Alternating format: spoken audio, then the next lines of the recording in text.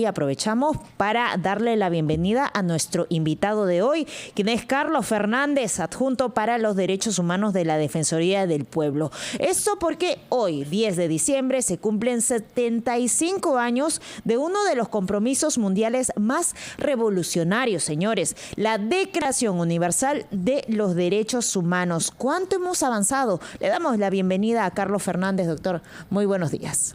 Muy buenos días, Andrea, Carlos. Gracias por esta invitación. Y justo en base a lo que acabas de indicar, efectivamente el día de hoy se cumplen 75 años de la emisión del primer documento que rige a toda la humanidad y es la base de los derechos humanos. Ajá. Y precisamente, ¿cuánto hemos avanzado en materia de derechos humanos en nuestro país? En nuestro país estamos en un proceso de consolidación. Nuestra Defensoría es una institución que tiene por encargo la defensa de los derechos humanos de acuerdo a nuestra Constitución política y también es encargada de supervisar, es el ente supervisor de los deberes de la administración estatal para que los derechos humanos sean respetados y cumplidos y disfrutados por la población.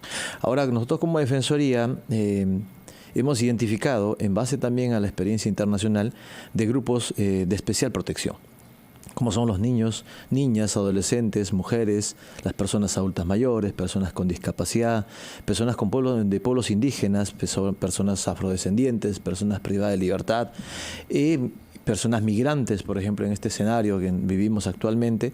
Entonces vemos que hay algunas dificultades que todavía se presentan.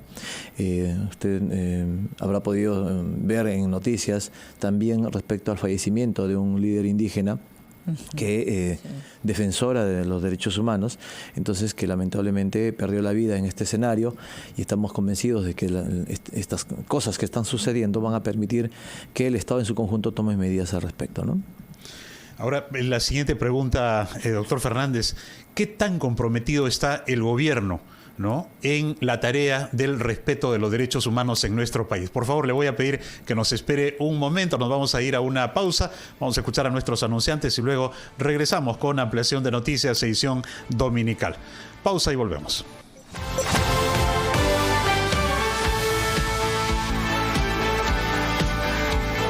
8 de la mañana con 49 minutos. Seguimos en ampliación de noticias, edición dominical. Andrea Amezquita en Lima y Carlos González desde Trujillo. Estamos con ustedes en esta edición dominical. Y también estamos en diálogo con el señor Carlos Fernández, adjunto para los derechos humanos de la Defensoría del Pueblo. Había quedado pendiente una consulta, señor Fernández, sobre el papel específicamente del gobierno de Dina Boluarte en un escenario de tanta confrontación como la que tenemos en nuestro país. ¿Está realmente comprometido? ¿Tiene una ruta de trabajo clara, precisa, el gobierno para que garantice a la sociedad mínimamente el respeto de los derechos humanos?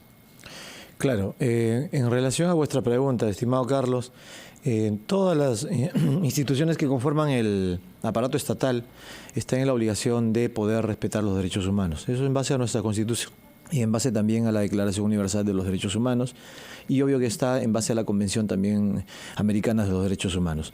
Nosotros en el país tenemos un viceministerio para los derechos humanos que está dentro del Ministerio de Justicia y Derechos Humanos.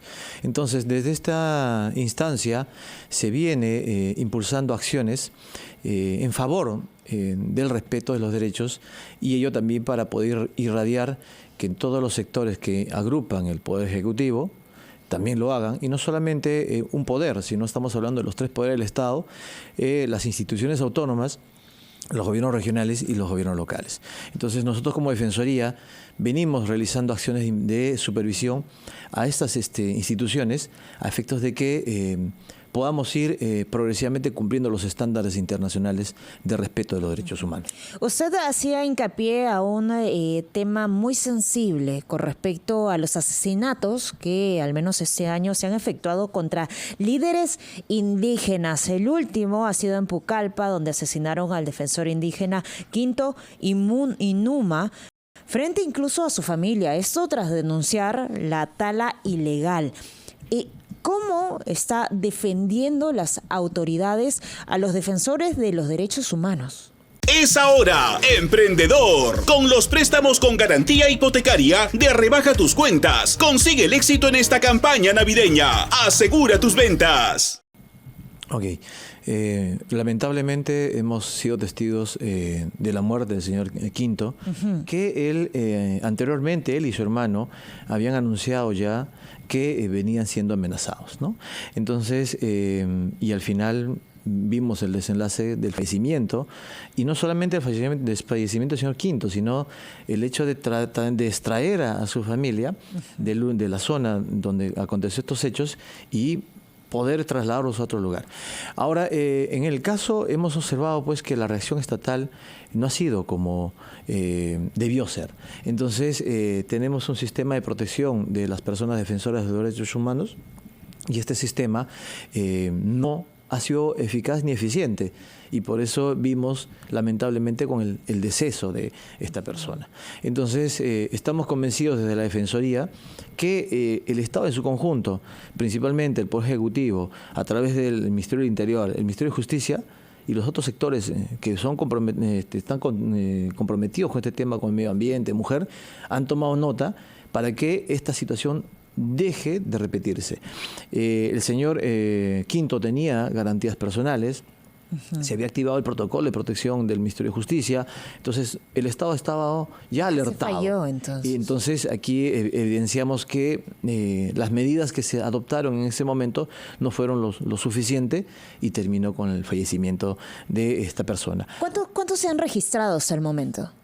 Nosotros como Defensoría venimos realizando una supervisión desde el año 2020 a este escenario y este grupo de población vulnerable que son las personas defensoras de los derechos humanos, y en el caso de fallecimientos o decesos tenemos registrados 19, de los cuales están judicializados estos 19 casos, y de los cuales 17 hay, digamos, certeza de que eran personas defensoras de los derechos humanos, ¿no? Y en estas cifras se encuentra registrada, lamentablemente, el caso del señor Quinto. Ahora, ¿qué tan equilibrados están los derechos humanos en nuestro país, señor Fernández? Por ejemplo, si nos situamos en el tema de la inseguridad ciudadana, la comunidad, la sociedad tiene la impresión que la autoridad está más preocupada en que no se violen los derechos humanos de los victimarios que de las víctimas. ¿Cómo podemos explicarle esto?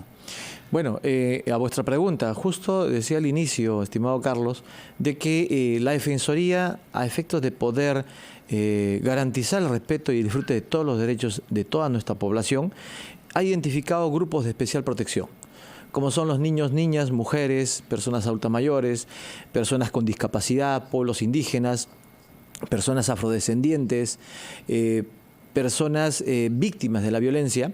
Entonces, ¿esto por qué hacemos de la Defensoría de ello?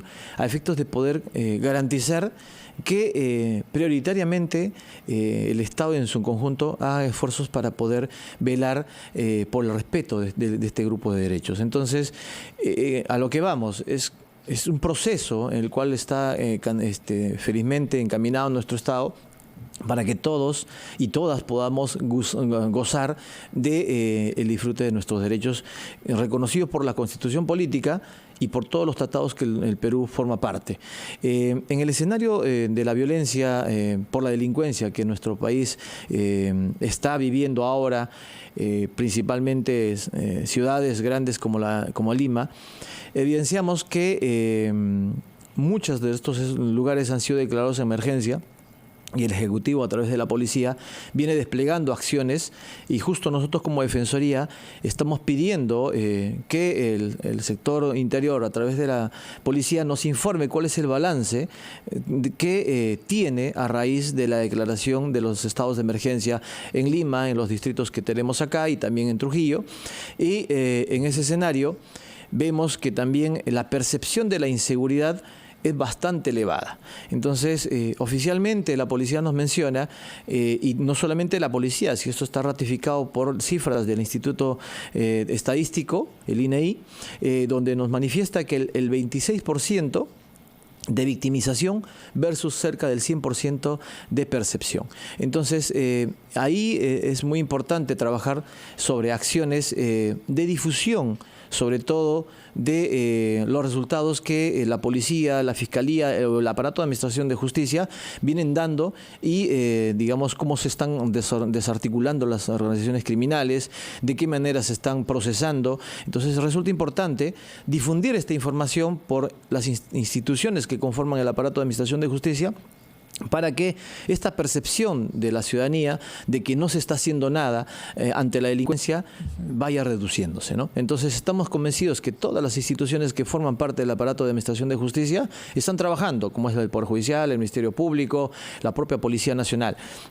Pero ahí es un dato muy importante, sobre todo en los delitos que más golpean a nuestra sociedad, como es el robo, hurto de celulares. Entonces es importante que nuestra población también proceda con la denuncia, porque hay una cifra negra. Si bien es cierto, en la victimización hablamos del 26%, esto puede ser un poco más, y es importante ahí que nosotros y nosotras que somos víctimas de estos ilícitos procedamos con la denuncia y acotemos las vías necesarias, ¿no? Lo que sucede también, señor Fernández, es que hay desconfianza en las autoridades. Entonces, a veces alguien que es víctima de los delincuentes no acude a denunciar porque lo más probable, en principio, es que no le acepten a veces la denuncia, ¿no? Como ha ocurrido con varias personas que son extorsionadas. Imagínese usted, dinamitan, no ponen un explosivo en la puerta de la vivienda de una autoridad en Trujillo. Explota esta dinamita, va a sentar la denuncia y le dicen que no porque no hay evidencias y no le aceptan la denuncia. Entonces, también va a depender mucho de la empatía y de la proactividad que tengan las autoridades, ¿no? Para que esta cifra negra, como usted la denomina, pues pueda un poco aclararse, ¿no? Efectivamente, Carlos. Y justo en este escenario, el defensor, el doctor José Gutiérrez, está impulsando desde que asumió la gestión a una estrategia que abarca una supervisión. O sea, nosotros como Defensoría somos el ente indicado por la Constitución de ser la institución supervisora de los deberes de la administración estatal.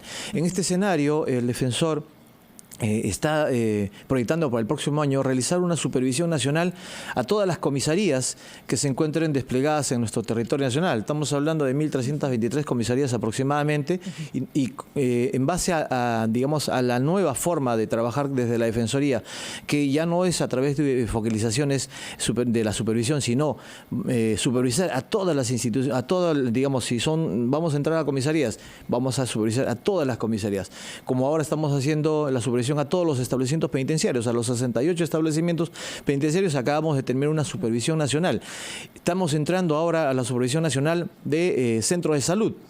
De igual forma, acabamos de iniciar la supervisión a todos los colegios, digamos, presentes en el país. Entonces, en base a este estilo, quisiera aprovechar la señal de RPP que llega a todos los rincones del país para informar que su Defensoría, el próximo año, vamos a realizar una supervisión nacional a todas las comisarías a nivel dispersas a nivel nacional, no solamente con el propósito de ver cómo está trabajando nuestra Policía Nacional, sino también cuáles son las necesidades que tiene esta institución para poder garantizar un adecuado servicio hacia nuestra ciudadanía, ¿no? Bien, señor Fernández, muchas gracias por estar aquí en Ampliación de Noticias por RPP, la voz de todo el Perú. Definitivamente se tiene que proteger, además, a los personajes, a las personas que defienden, ¿no?, los derechos humanos. Eso es muy importante, pero además, como usted indicaba, es importante transparentar cifras, transparentar actos, ¿no?, que se están realizando a favor de la seguridad ciudadana. Y esto también depende de las autoridades. 9:00 a.m. Escuchamos el gran resumen de la hora y volvemos con más en Ampliación de Noticias.